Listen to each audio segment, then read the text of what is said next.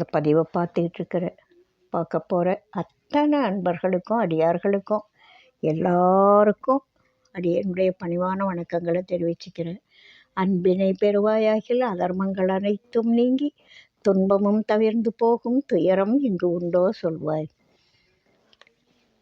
நம்ம இதுக்கு முன்னாடி பார்த்த சில பதிவுகள், 2 பதிவுகளில் அருட்பாடல்களுடைய சிறப்பு பற்றி, ஒரு முருகனடியாருக்கு முருகன் எடுத்து கொடுத்த பாடல் இது. அந்த பாடல் அவருடைய புலமை கொண்டு எழுதப்பட்ட பாடல் அல்ல, அவருடைய பக்தி கொண்டு முருகன் எடுத்து கொடுத்த பாடல். அப்போது இந்த அருட்பாடல்களுடைய சிறப்பை முருகனே உவந்து சொல்லியிருக்கார் அப்படின்றது தான் இந்த பாடலினுடைய சிறப்புக்கு காரணம். அருட்பாடல்களை சிறப்பிக்கப்பட்ட ஒரு பாடல், சிறப்பை தொகுத்து சொல்லப்பட்ட ஒரு அருமையான பாடல். அது ரொம்ப அழகாக இருக்குது. அது முருகனுக்கும் நம்ம ரெட்டியப்பட்டி சுவாமிகளுக்கும் நிறைய உறவு. பேரே முருகனுடைய பெயர் தான், சுப்பிரமணியம் தான் அவங்க பெற்றோர் வச்ச பேர். அது ஊர் பேரால் மதுரையில் இருக்கிறப்போ அன்பர்களால் சுவாமிகள் அப்படின்னு அதாவது விநாயக பெருமானுடைய திருக்காட்சி இவருக்கு கிடைச்ச போது நிறைய அன்பர்கள் அடியார்கள் இவர் சுவாமிகளாக ஒரு குருவாக ஏற்றிட்டு இறைவனாக பார்த்து இவரால் பல பிரச்சனைகள் தீர்ந்த பல அடியார்கள் வச்சது தான் சுவாமிகள்ன்ற வார்த்தை. அந்த எந்த ஊர் சுவாமிகள் அப்படின்னு சொல்கிறதுக்காக, குறிப்பிட்டு சொல்கிறதுக்காக ரெட்டியப்பட்டி சுவாமிகள் அப்படின்னு சொன்னாங்க. ஆனால் அவருடைய பேர் சுப்பிரமணியம் தான். அப்படி அவருக்கு முருகன் திருச்செந்தூரில் காட்சி கொடுக்குறார்.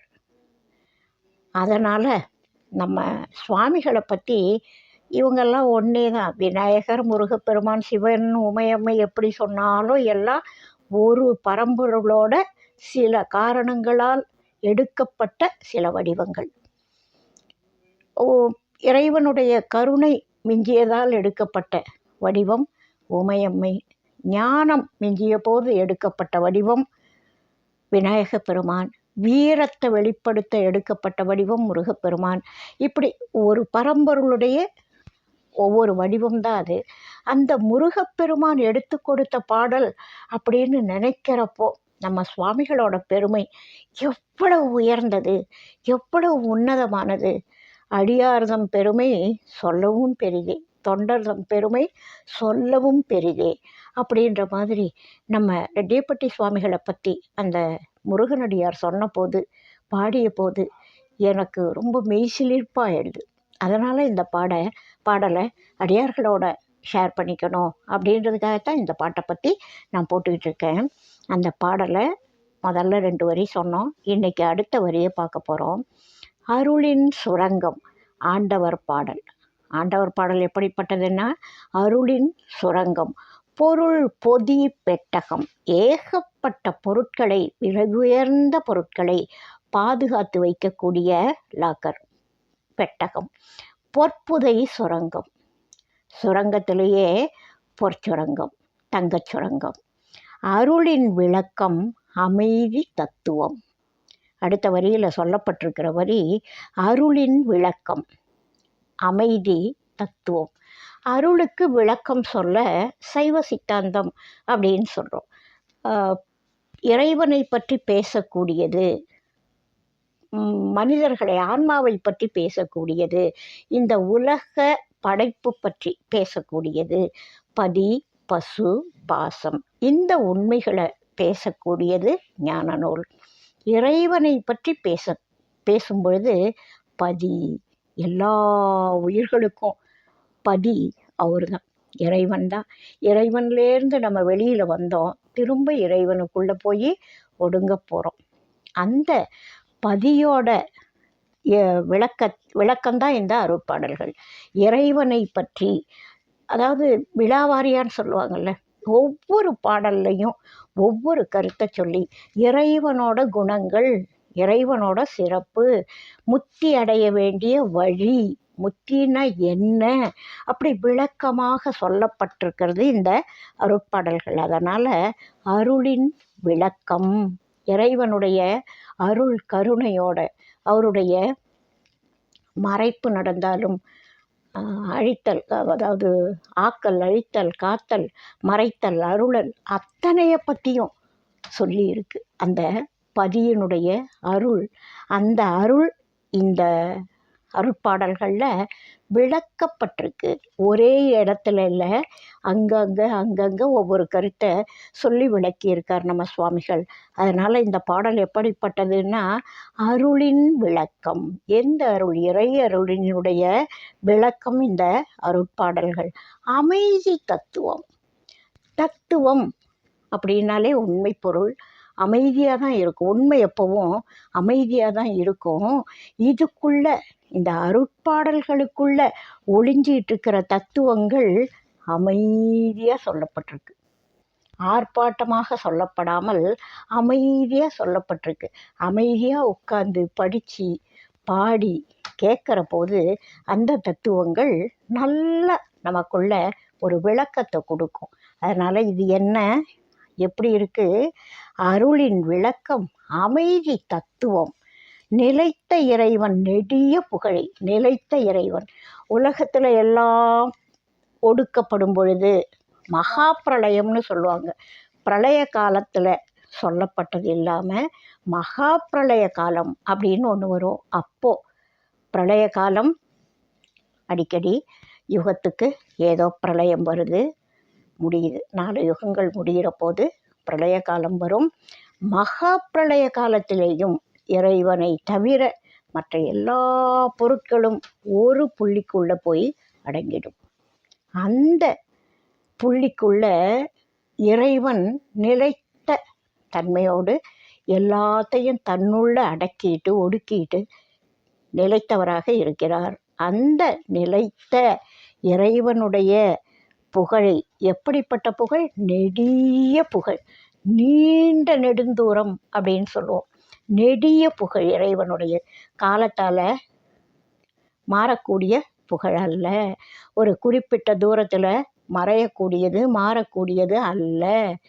என்னைக்கும் ஒரே சீரான, புரிஞ்சிக்கிறவங்களுக்கு, நம்ம போன்ற மக்களுக்கு பாகுபாடு இருக்கலாம், அளவு வித்தியாசம் இருக்கலாம். ஆனால் இறைவனுடைய புகழ் என்றைக்கும் நிலையானது, நெடிய புகழ். எப்படி விஸ்வரூபம் எடுத்தார்?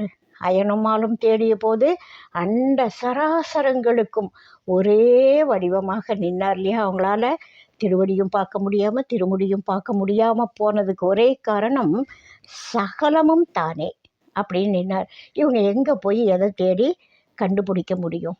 அந்த நெடிய புகழ், இறைவனுடைய புகழ் காலத்தால், அளவால், குணங்களால், மற்றவர்களால் புரிந்து கொள்ள முடியாத, அளவு சொல்ல முடியாத, காலத்தால் கணக்கிட முடியாத நெடிய புகழ். அதை பற்றி சொல்லக்கூடியது இந்த அருட்பாடல்கள். நிலைத்த இறைவன் நெடிய புகழை பலபட கூறும் பாடல் அடுக்கம். இந்த நிலைத்த இறைவனுடைய குணங்களை, அவருடைய நெடிய புகழை எப்படி பாடுதுன்னா, பலபட கூறும், பல விதங்களில் சொல்லக்கூடிய, எடுத்து காட்டக்கூடிய பாடல் அடுக்கம். அப்படியே பக்கம் பக்கமாக ஒரு பொருளை அடுக்கி வச்சா, புத்தகத்தை அடுக்கி வச்சா எப்படி இருக்கும்? அதுபோல் கருத்துக்கள் அடுக்கப்பட்டிருக்கு. அழகாக ஒன்று பக்கத்தில் ஒன்று அடுக்கி வைக்கிற மாதிரி இந்த அருட்பாடல்களை பற்றிய இறைவனுடைய நிலைத்த புகழை, நெடிய புகழை பலபட கூறும், பல விதங்களில் சொல்கிறார். இறைவனுடைய குணம் ஒன்றே ஒன்று, அது என் குணத்தான் அப்படின்லாம் மொட்டையாக சொல்லி முடிச்சிடாம பலபட கூறும் பாடல் அடுக்கம் அப்படின்னு சொல்கிறார். அந்த பாடல்கள் ஒவ்வொன்றும் அவ்வளவு அழகாக அடுக்கப்பட்டிருக்கு. எதுவும் நடுவில் வீண் எடுத்து போட முடியாத முக்கியமான விஷயங்கள். வாழ்வின் நிலையை வகுத்து கூறும் ஆழ்ந்த கருத்துக்கள் அமைந்த அரங்கம். வாழ்வின் நிலை, அதான் முதல்ல சொன்னது பதி இலக்கணம், அடுத்தது பசு இலக்கணம். அந்த வாழ்வின் நிலையை, அதாவது வாழ்வினுடைய தோற்றம், மறைவு, நிலையாமை, என்னென்ன நடுவில் குணங்கள் இருக்கும், எதை நம்ம எப்படி எப்படி மாற்றிக்கணும், எப்படி நம்மளை நம்ம பக்குவப்படுத்திக்கணும், அதாவது இந்த பசுவோட தோற்றம், வாழ்க்கை முறை, இந்த இறுதி நிலை, ஆன்மாவுக்கு இறுதி நிலை இருக்குது. பல பல கோடானு கோடி பிறவிகள் எடுக்குது இந்த ஆன்மா. மாணிக்கவாசக பெருமான் சொல்லுவார் இல்லையா, புல்லாகி பூடாகி புழுவாய் மரமாகி சகல வித பிறவிகளும். அதை இவர் சொல்லுவார், எத்தனையோ கோடி ஜென்மம் எடுத்து இறைவன் அடிபணிந்தால் குற்றமற நல்லறிவு குறிக்கும் அப்படின்னு சொல்லுவார். அது மாதிரி கோடானு கோடி ஜென்மங்கள் ஒவ்வொரு ஆன்மாவும் எடுத்துக்கிட்டு இருக்கோம். இந்த கடைசியாக கிடைக்கிறது மானிட பிறவி. அந்த மானிட பிறவியிலையும் அவ்வை சொல்லுவாங்க, பெரிது அந்த சிறப்பு என்ன அப்படின்னா, அதில் கூன் குருடு செவிடு நீங்கி எல்லாம் இல்லாமல் பிறக்கிறது, அதில் இறைவனை நினைக்கிறது மிகவும் சிறந்த நிலை. உண்மையை உணர்றது, புரிஞ்சிக்கிறது மிகச்சிறந்த நிலை. அந்த நிலையை, வாழ்வின் நிலையை வகுத்து கூறும். வகுத்துன்னா முறைப்படுத்தி, இது இவ்வளவுதான், இது இவ்வளவுதான் அப்படின்னு வகுத்து கூறும் ஆழ்ந்த கருத்துக்கள் அமைந்த அரங்கம்.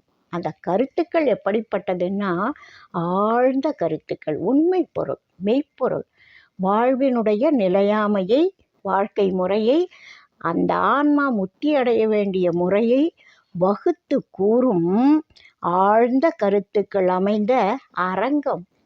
அரங்கம்னா என்ன? ஆடல் நடக்கிற இடம் அரங்கம்னு சொல்லுவாங்க. ஆடல் பாடல் எல்லாத்தையும் நடத்தி வெளிப்படுத்தக்கூடிய, பலருக்கு போய் சேர்க்கக்கூடிய ஒரு நிகழ்வு நடக்கக்கூடிய இடத்த அரங்கம்னு சொல்லுவாங்க. இந்த அருட்பாடல்கள் எப்படி இருக்குன்னா, வாழ்வின் நிலையை வகுத்து கூறும் ஆழ்ந்த கருத்துக்கள் அமைந்த அரங்கம். இப்போது ஒரு பட்டிமன்றத்தில் கம்பனை பற்றி பேசுகிறாங்க, ராமாயணத்தை பற்றி பேசுகிறாங்க, பாரதத்தை பற்றி பேசுகிறாங்க. இப்படி ஒரு சிறந்த கருத்து, இலக்கியம், சங்க இலக்கியங்களை பற்றி பேசுகிறாங்க. அது அரங்கம் அப்படின்னு சொல்லுவாங்க. இது எப்படிப்பட்ட அரங்கம்? அலசி ஆராயக்கூடிய அரங்கம், கற்றோர்கள் நிறைந்த அரங்கம்ன்ற மாதிரி ஞானிகள் நிறைந்த அரங்கம் எப்படி இருக்குமோ அது போல வாழ்வின் நிலையை வகுத்து கூறும் ஆழ்ந்த கருத்துக்கள் அமைந்த அரங்கம். இங்கே என்ன இருக்குன்னா, ஆழ்ந்த கருத்துக்கள் இருக்குது இந்த அரங்கத்தில். வாங்க எல்லாரும் அரங்கத்தில் உட்காந்து இந்த ஆழ்ந்த கருத்துக்களை ஆளு கொஞ்சமாக அள்ளிக்கிட்டு போங்க அப்படின்னு சொல்கிற மாதிரி ஆழ்ந்த கருத்துக்கள் அமைந்த அரங்கம். சைவ சித்தாந்தம் சாற்றிடும் உண்மையை தெய்வ நிலையில் தெரிவிக்கும் திகழ் ஒளி.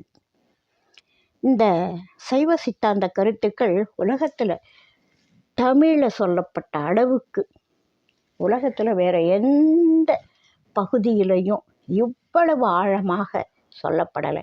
ஒரு விஷயத்தை புரிஞ்சு அதை பரிசோதனை பண்ணி வெளியிடுறதுக்கு பல காலம், பல ஆயிரம் ஆண்டுகள் கூட ஆகலாம். இப்போது ஒரு தாவரத்துக்கு உயிர் இருக்குது அப்படின்னு சொல்கிறாங்க.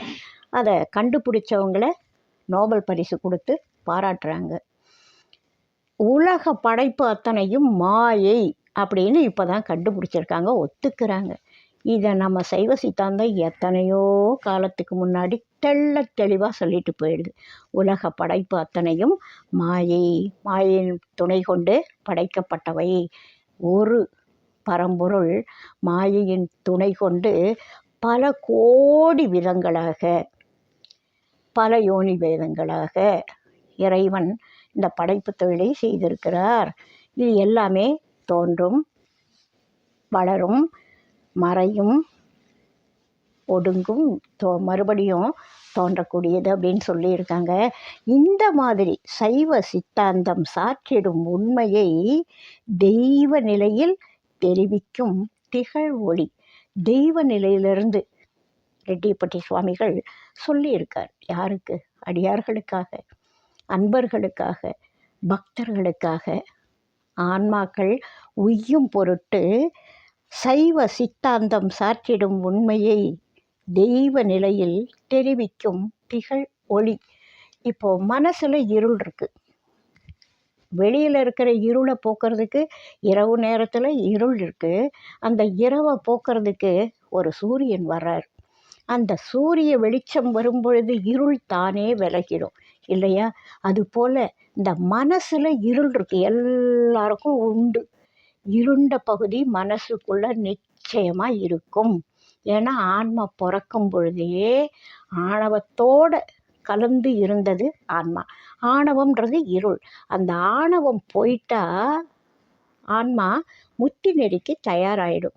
அந்த ஆன்மாவோடு, அதாவது அதை ஒரு உதாரணம் சொல்லுவாங்க, செம்பில் களிம்பு இருப்பது போல அப்படின்னு சொல்லுவாங்க.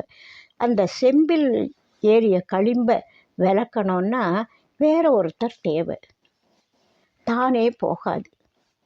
அந்த களிம்பு போன்ற மன இருளை நீக்கக்கூடிய அருட்பாடல்கள், அந்த தெய்வ நிலையில் தெரிவிக்கும் திகழ் ஒளி. இதை தெய்வ நிலையில் இருந்து, அதாவது ஒரு மானிடனாக இல்லாமல் தெய்வ நிலையில் இருந்து இதை சொல்லக்கூடிய சாற்றிடும் தெரிவிக்கும் திகழ் ஒளி, திகழக்கூடிய ஒளி அப்படின்னு சொல்கிறார். அதாவது இந்த அருட்பாடல்கள் எப்படிப்பட்டதுன்னா மன இருளை போக்கக்கூடிய ஒளி, ஞான ஒளி. அதை எந்த நிலையிலிருந்து அவர் சொல்கிறாரு? மானிடனாக இருந்து சொல்லலை, தெய்வ நிலையிலிருந்து சொல்லப்பட்ட கருத்துக்கள். அதை தான் சொல்கிறார். வாழ்வின் நிலையை வகுத்து கூறும் ஆழ்ந்த கருத்துக்கள் அமைந்த அரங்கம் சைவ சித்தாந்தம் சாற்றிடும் உண்மையை தெய்வ நிலையில் தெரிவிக்கும் திகழ் ஒளி இந்த அருட்பாடல்கள் அப்படின்னு சொல்கிறார். இந்த ஒளி வந்துட்டால் இருள் தானே போகும்ல. மன இருள் போகணுன்றவங்க இந்த ஒளி வேணும் அப்படின்னு இந்த ஒளியை நோக்கி நம்முடைய மனசை திருப்பணும். தானே இருள் போயிடும். அதனால் திகழ் ஒளி அப்படின்னு சொல்கிறார். மனிதனை புனிதனாய் மாற்றும் மந்திரம். எல்லாரும் பிறக்கிறப்ப ஞானியாக பிறக்கிறது இல்லை. ஞானசம்பந்தர் பிறந்தார், 3 வயசில் ஞானம் வந்ததுன்னா எல்லாரும் ஞானசம்பந்தர் கிடையாது இல்லையா? ஒவ்வொருத்தருடைய பக்குவ நிலைகள் வேறு. ஞானசம்பந்தருக்கு 3 வயசில் இறைவனுடைய திருக்காட்சி கிடச்சிது.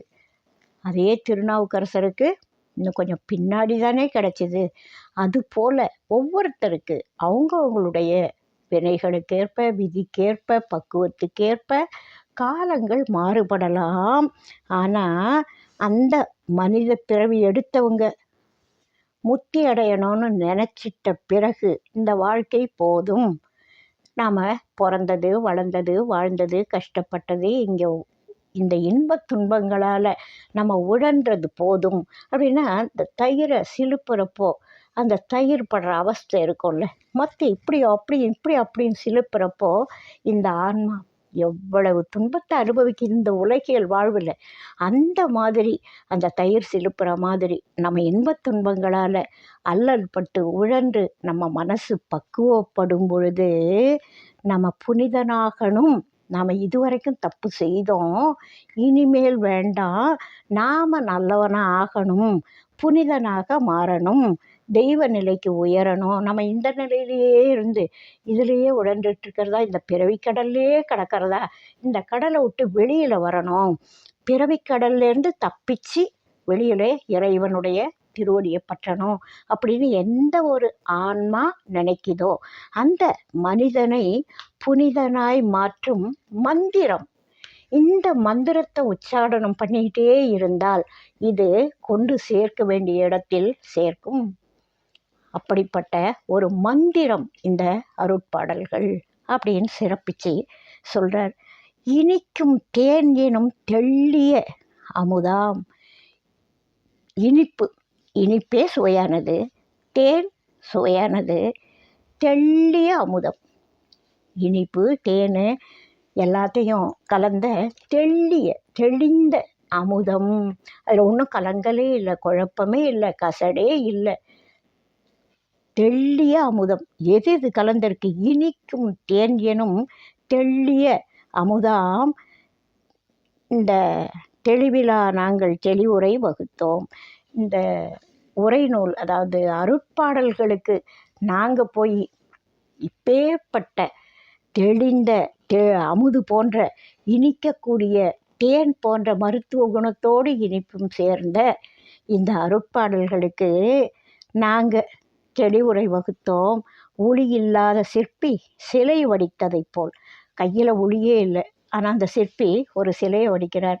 அதாவது இந்த தன்னடக்கம்னு சொல்லுவாங்கள்ல, அது இதில் எவ்வளவு தெளிவாக தெரியுதுன்னு பாருங்கள். இதை முருகன் எடுத்து கொடுத்த பாடல், அதில் அவ்வளவு அழகாக சொல்லியிருக்காரு. ஒளியிலா சிற்பி சிலை வடித்ததைப் போல் வையகம் ஏற்குமோ வரியேம் அறியோம்.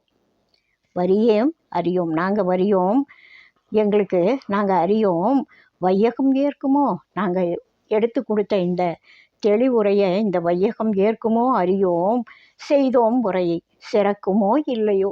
நாங்கள் எங்களால் எங்களுக்கு இறைவன் கட்டளையை ஏற்று நாங்கள் இந்த உரைநூல் செய்திருக்கோம். அருட்பாடல்களுக்கு உரைநூல் செய்திருக்கோம். இது சிறக்குமோ இல்லையோ எங்களுக்கு அது தெரியாது. ஆண்டவர் தாள்களே சரணம். நாங்கள் இறைவனுடைய தாள சரணம் அடைஞ்சிட்டோம். வேண்டி நிற்கிறோம் விமலர் அவரையே. இந்த உரைநூல் மற்றவங்க கண்களுக்கு மனசுக்கு சிறக்குமா இல்லையா அது எங்களுக்கு தெரியாது. அது எல்லாமே இறைவன் சித்தம்.